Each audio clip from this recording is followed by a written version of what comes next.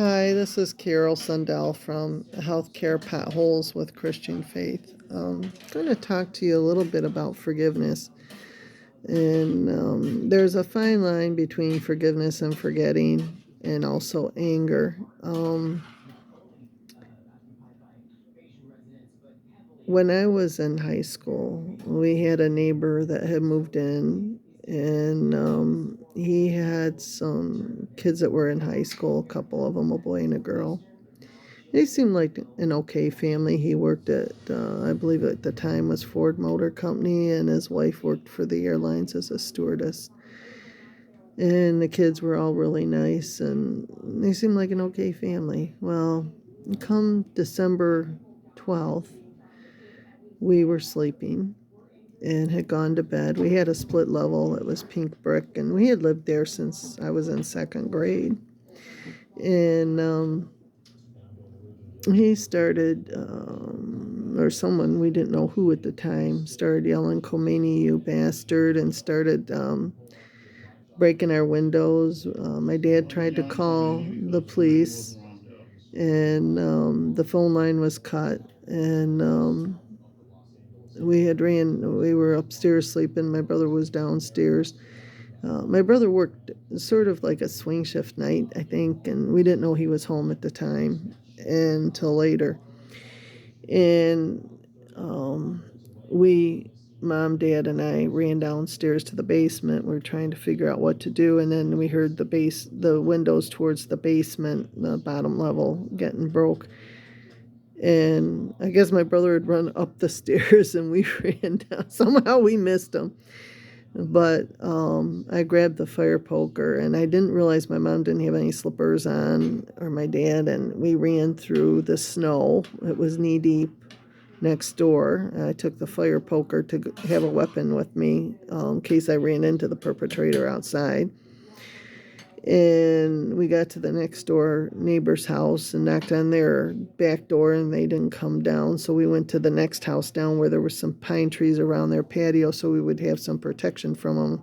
Not knowing who this was, we were totally flabbergasted. We had lived there for years and never had anything like this happen.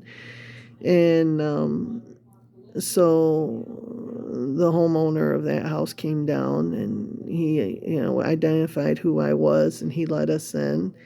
And he grabbed his gun off the mantle that was an old Civil War relic that they had there. And then he went out the front. My mom tried to go after him, and she fell up the stair, not knowing there was a stair there, and twisted her ankle. And so I was getting her up off the floor to put her into a chair at the kitchen table, and I went after the homeowner to say, "Don't shoot. I don't know who's out there doing this. Don't shoot." And I didn't know if the gun was loaded or not. And then the police all of a sudden showed up. Now, we didn't call the police, so he was told, the homeowner that where we had went into for security had been told by the police to go back home. They had it under control, the situation. So he went back to the house, and I was just heading out the door. So I turned around and came back. And the guy had apparently come up the front of the house and broken our windows and broken our big bow window out in the front, and that we had, that was off the living room, and broke the front door, the screen door, and it was a mess. We had blood all over the place, blood in the snow. It was terrible because he had cut his arteries when he broke the glass. And apparently, we had headed back down to the house after the police had the situation under control. And we were sitting around the table, and our dog had gone under the table. She was scared to death. She was a mixed breed, and she was just as freaked out. And my brother was upstairs with a baseball bat waiting to take him out if he got in. So we didn't know all this was going on behind the scenes. So we came in, and we went to the kitchen table, and we sat down, and the police officers that were there, one of them came in, very nice guys, and they asked if my dad wanted to press charges because it actually was considered a breaking and entering. And there was property damage done, and we were going to have to replace windows. And of course, back when we had the split level in Fenton, we had these bars in between the glass planes, so they had to be replaced, and that was an expense. So it was colonial style windows we had at the time, and they were like a diamond pattern, if I remember rightly. So it was kind of wow. And my dad said, well, what was the reasoning for this? And they said, well, we really don't know. He's yelling and screaming in the back of the patrol car, but he apparently lives across the street, kitty corner from you. And so my dad said, well, who is it? And he had found out that he was a Vietnam veteran at the time.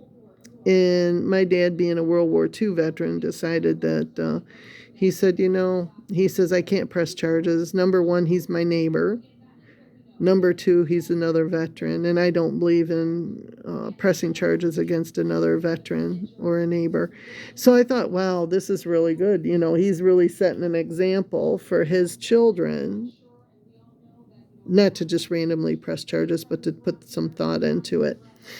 And so he didn't. And the next day I had a call from his wife to not discuss this at school because her kids were new kids on the block, and she didn't want them to be mistreated or taken the wrong way or anything like that. And we had moved right after that. Our vice principal lived next to the house that we were hunkered down in during the event. And I think he knew that we had sold the house and had moved. And so I was still finishing up about the last, I want to say, 2 months of my high school, commuting from Flint to Fenton.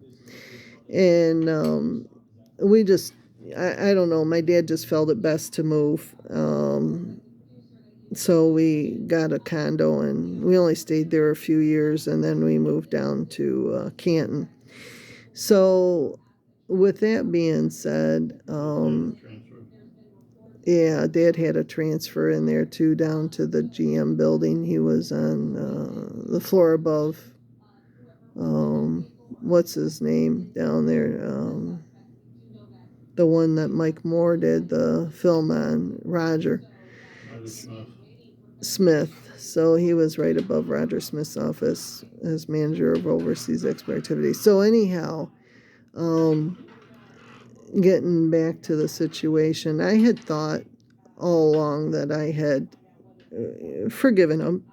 If my dad could not press charges, then I was going to have to follow in that Christian step of, letting go of the situation. I had slid down the stairs and had bruised my kidney and was in the hospital a few weeks with a bruised kidney. And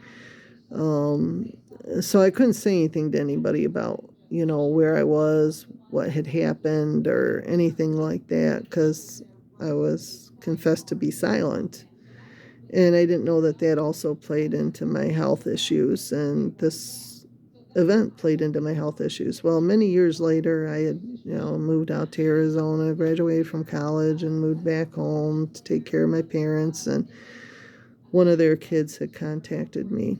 And I was like real nervous to even open up that Pandora's box that I had thought I had closed. And it was really affecting my health back then, and I did not realize it, but I became a diabetic, and I was having blood sugars up to 1,000 at times, and I, couldn't take insulin because I was allergic. And finally I decided I would find out. He just said, well, my dad died. And I knew who it was, but he knew I wasn't going to open up that Pandora's box, and he wanted me to know. And, their dad that night had threatened to kill the kids, and I had gone down to see one of my doctors down there who lived behind the house, right directly in front of us, and then behind he lived, and he was a physician. And he told me that he had been drugged and that it had happened, I think, another time or so. But I don't quote me. I just know that what I went through, and we were long gone from there. And but I appreciate his son and his daughter reaching out, and I'm sorry for what they had gone through. And it's sad. It's sad when things like that happen, and it's your parent that's caused it and created it and everything. And I can remember my car hit an oil slick coming down the driveway, and I lost control and I banged into his car, and I was like, oops, this isn't good. So I left a note. I hit the car behind the drive, and if I don't come back, you know what happened. Love, Carol. In my seat, I left a note because I was going off to work, and I went over and I told him I had done it and I would have to pay for the damages. And he blew up, but I was still alive, so that was a good thing. And I told him that, to bring the estimates over, and I would have to pay for it. So anyhow, that's where we were at, because I had called my dad and told him what I had done.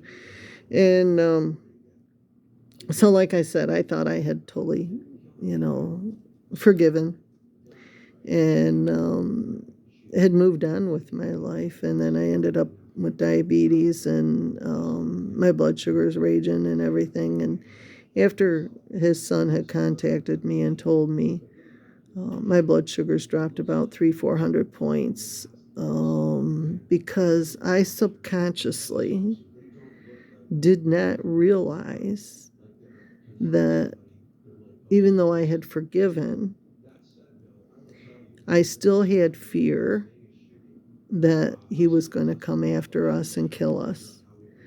And I imagine thinking about all these people that have had family members taken from them, and the person has gone to jail, but yet they still have fear of them coming back to do things, and they're leaving all these criminals out that have caused problems. And I just think that if anybody listens to my video, please understand that the subconscious can really play a number on your health. And I mean seriously play a number. And a few years later, after he had passed, I got another note from his daughter that her mother had passed. Now, I was not angry with her mother, because her mother had gotten the kids into the car and saved their life and called the police that night on her husband, and that took a strong woman to do that. And so, with that being said, I was very sorry about them losing their mom. But you just have to understand that subconsciously when things happen, I didn't realize that I was harboring that. Oh my God, he could still find me. I could still be dead because of him, because of that. And I don't know if it was because I was told not to talk about it from their mother, and that's how I deal with things, is by discussing things and talking things over with my friends, and I couldn't even do that. If that played a impact in my subconscious, it may have. I don't know for sure. But I do know that after I found out that he was gone, that my blood sugars dropped significantly, and I was like really amazed by that. And when Jesus came to my changing room to heal my toothache that I had, which was a very serious infection, he mentioned forgiveness. And I think I have a lot of forgiveness I have to do. So, and I'll talk about those others in a little bit about forgiveness. But I want to have a few tapes on forgiveness, because this is a big, important message from God. And I believe some of my health issues could be related to not forgiving people. And I'm at the point where I don't need any more baggage added to my life. And I don't need any more people criticizing me or cutting me down or reaming me over or any of that. If you don't like my videotapes, fine, let me know. I can handle that. But I'm just saying that,